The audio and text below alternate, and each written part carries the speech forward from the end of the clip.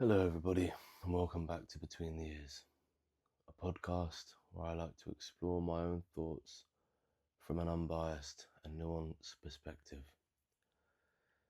Today's episode is about karma, and this episode was inspired by, again, a conversation with one of my friends.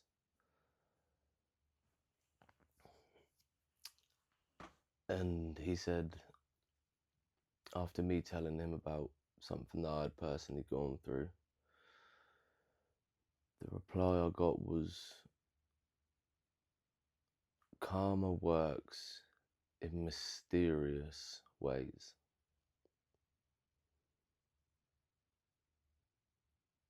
And I disagreed, because karma isn't some sort of mysticism. It's almost agricultural. Karma works in the sense of you reap what you sow. It's cause and effect. And if we plant something and tend to that something,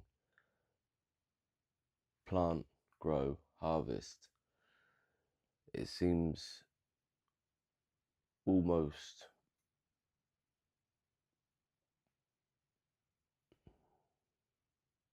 the extreme opposite to anything mystical.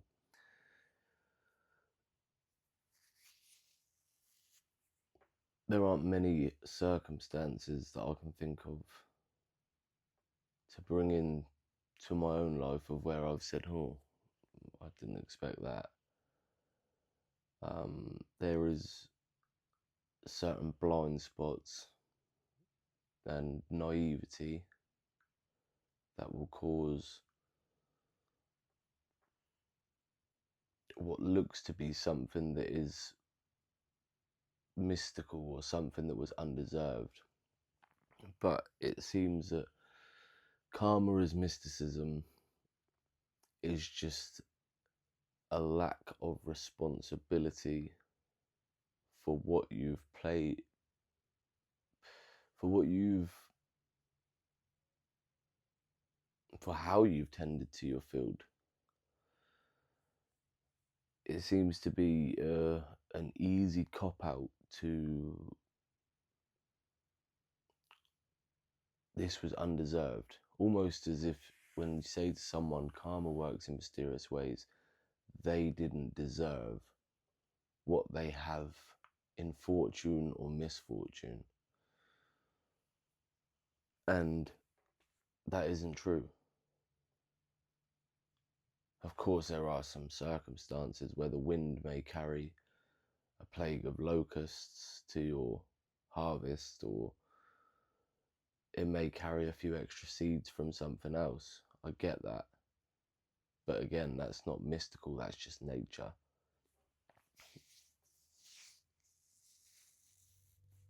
But if it were to carry a plague of locusts to a field, they'd need something to eat.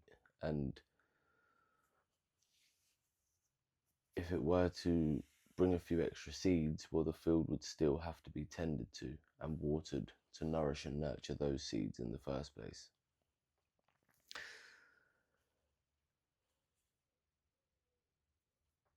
I think when it comes to karma, it becomes a lot easier when you haven't tended to your own field or garden to blame these mystic forces that don't exist.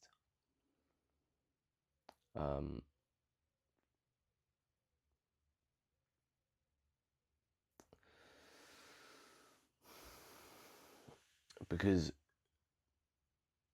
we also had it back in the last episode on pride and ego, and how pride and ego could be fear masked up in a better suit, but also the lack of responsibility willing to be taken. And you can use the same principle in karma, because it would be very easy for me to say, oh, I had some bad karma pent up, or I had some really good karma. No, that doesn't add up, because bad people get away with bad things and good people do good, not for recognition, but because it's the right thing to do.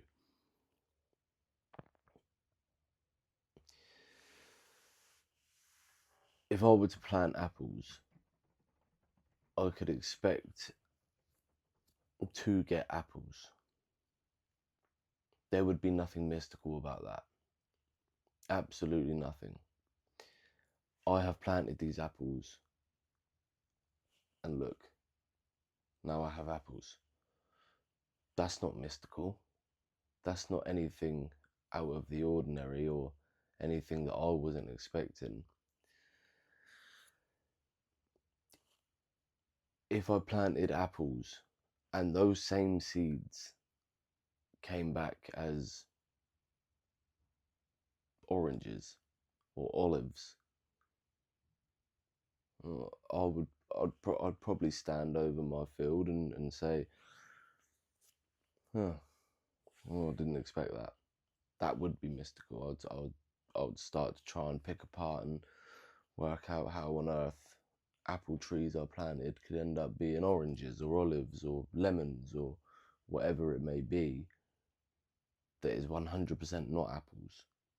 So either someone's come and messed with my field and dug my seeds up and planted new seeds to mess with me, or something extremely out of the ordinary has happened. Not that, as far as I'm aware, has never happened before. I don't recall any story of anyone planting apples and being left with oranges.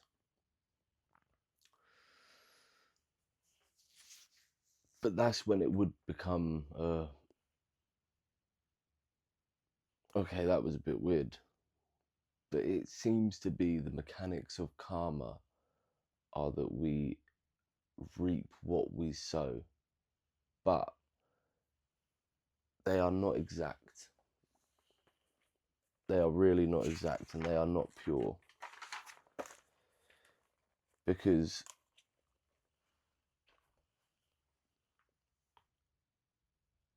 karma is not about justice. The justice in karma is the cause and effect.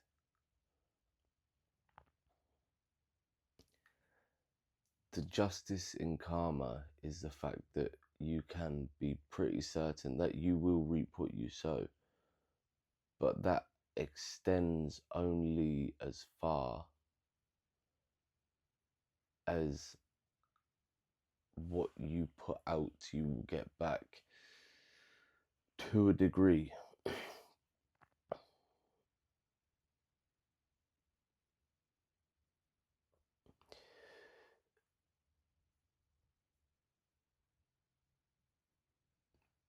What we earn is ours to keep.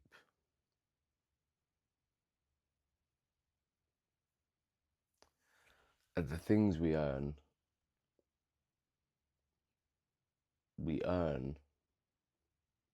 through the seeds we sow. You could even extend this to lottery winners. Some people might say, well, they got lucky.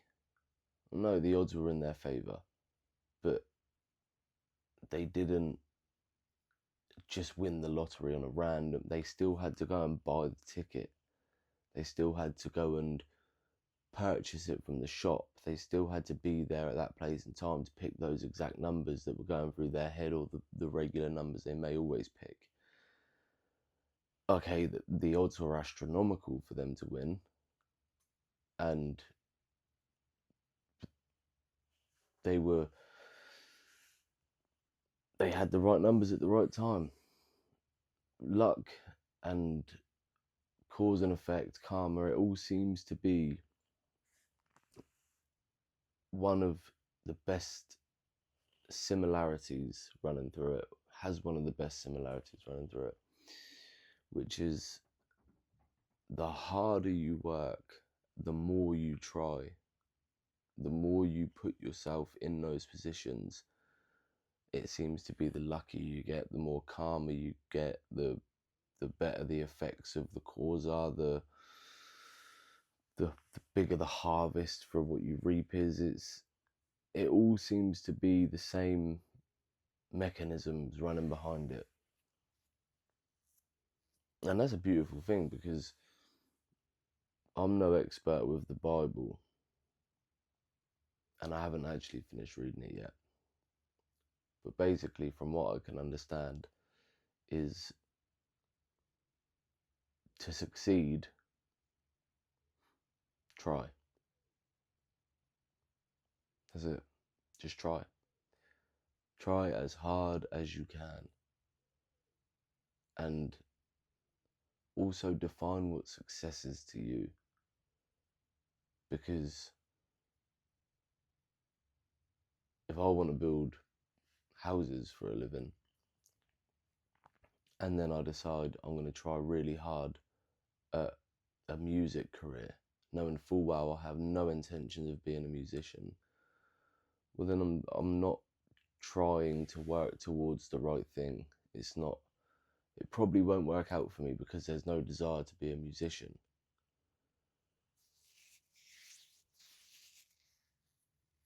And eventually you will reap what you sow.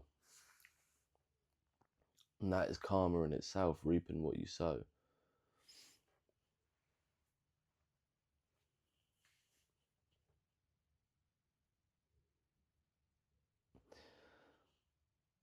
But there is also the idea of fate versus fortune.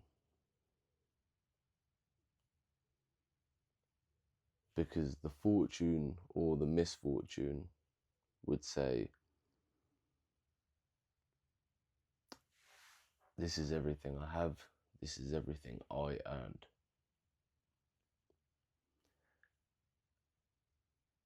However,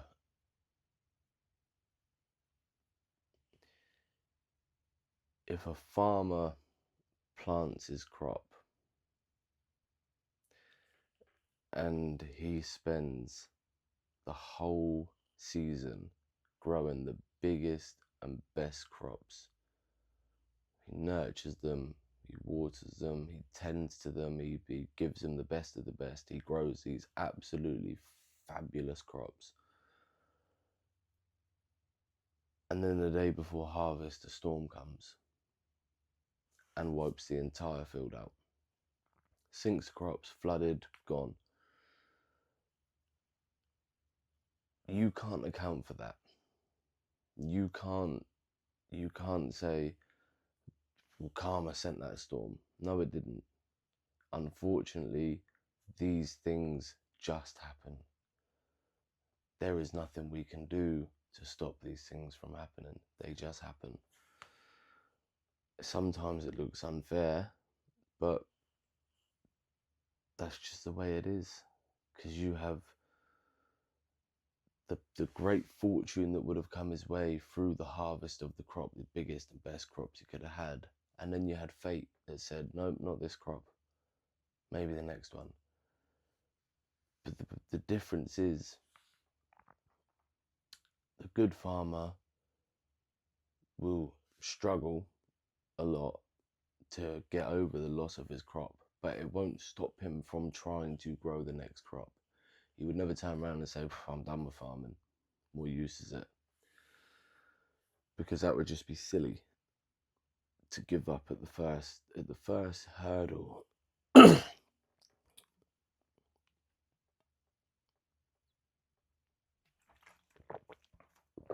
the first hurdle that fate throws your way, to turn away and say, no, I've lost a harvest. Of course you're going to lose harvests.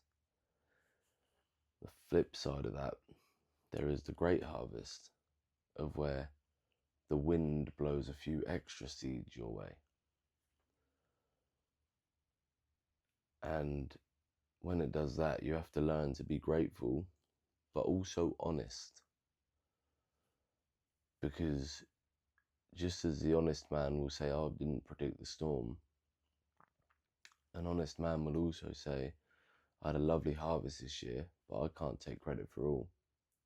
Nature didn't bring any storms. Nature gave me the best sun. Nature helped with the nice rain pours. Nature kept the humidity just right."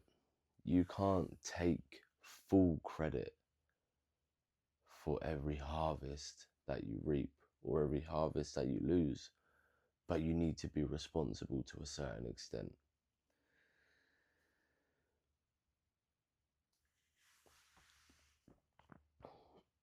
And that could be, in essence, one of the ways that karma would be seen as mysticism.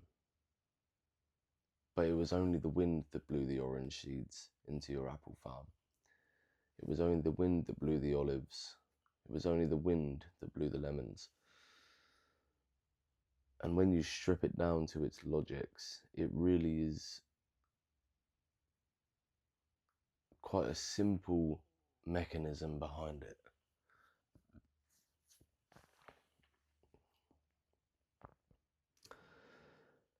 And then you have the idea that karma is a force, that will, "I can't wait for karma to get this person," or "I can't wait for karma to get that person."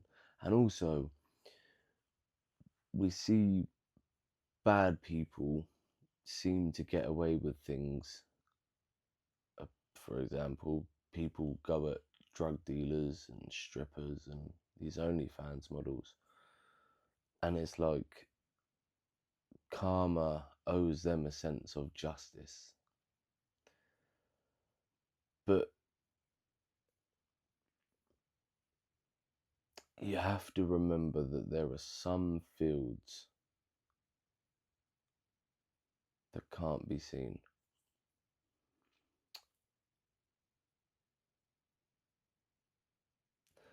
Some fields work on a longer time scale internally, because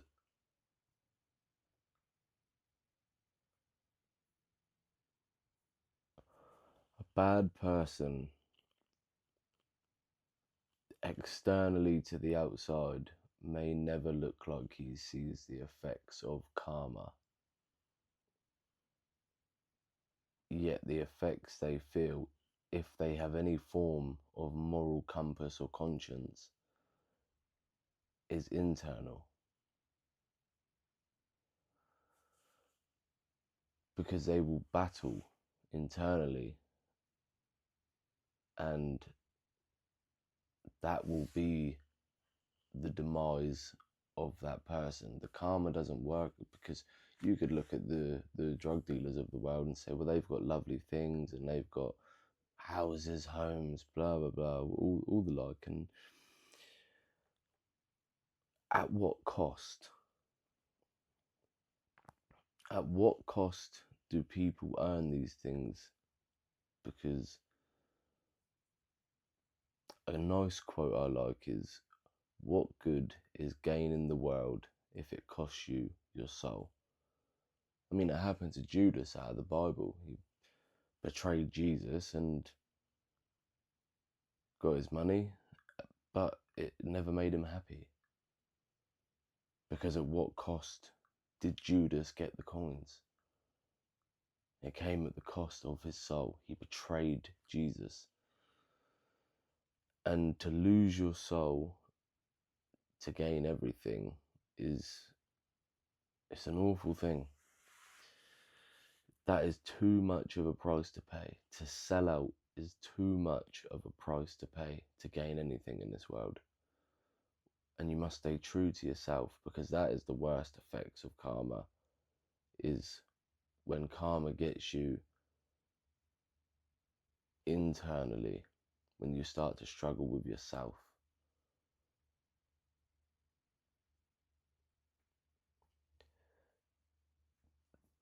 And I think that's what happens to a lot of people. Because karma, like I said, doesn't owe us a sense of justice. It doesn't owe us anything. It doesn't always allow the harvest to come through. It doesn't always allow the harvest to fall short. Sometimes it just leaves the harvest as the harvest. Some people don't even tend to their fields. Some people would rather believe that karma is a mystic force that will get people for doing them wrong, and is a force of mystical nature. Your karma's going to get you. Karma's going to get you for this. No, it won't. Karma will not get a person who doesn't care about their actions like that. Karma will get a person who is inherently good and may do bad things sometimes, because they will constantly question their choices.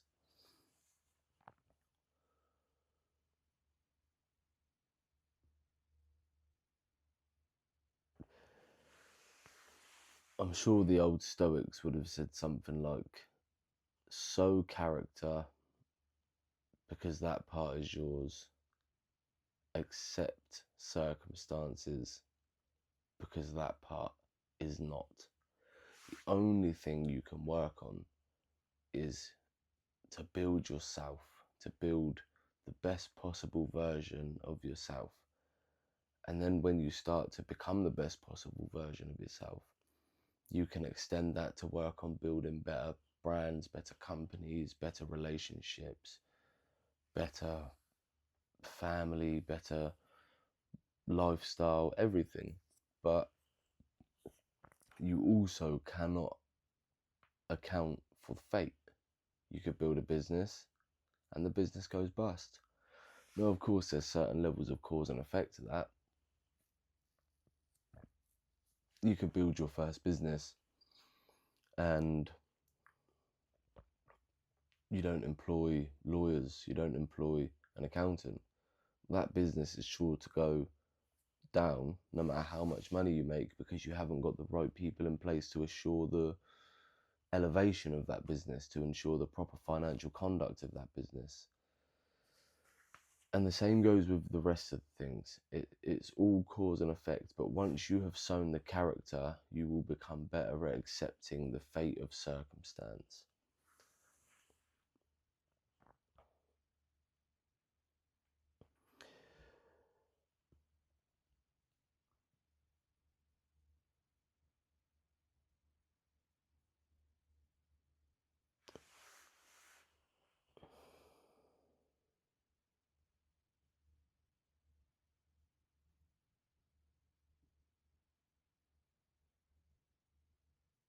And this is, again, why karma doesn't seem to get people.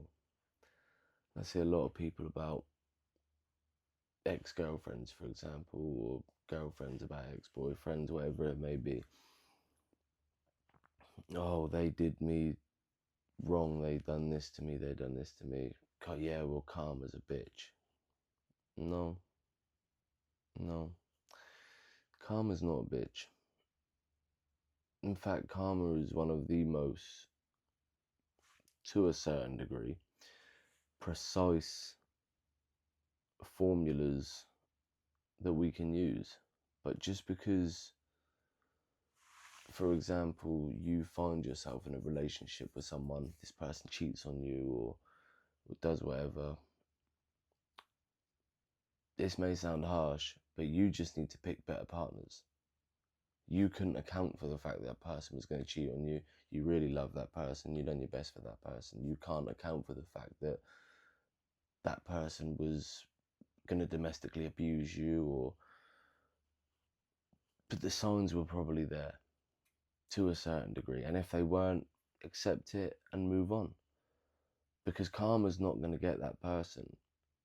Or they might find themselves in a relationship where they get cheated on, but it's just a lack of choosing the right person. But that digresses from the point of karma is not going to get your enemies. And this is the note I'll leave on. Karma will not get your enemies, but the best revenge is to become nothing like them. Now, don't let that become an obsession with yours and direct all the focus on that person. Like I say, use it as an internal thing to become the very best version of yourself. I hope you've enjoyed today's episode, and I look forward to seeing you next time.